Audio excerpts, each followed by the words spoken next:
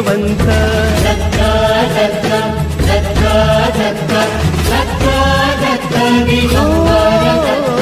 अवधूत चिंतन गुरुदेव दत्त गुरु आमचा तू आम्ही भाग्यवंत नसे जन्म मृत्यू नुरे काही खंत न प्रारंभ मध्य नसे काही अंत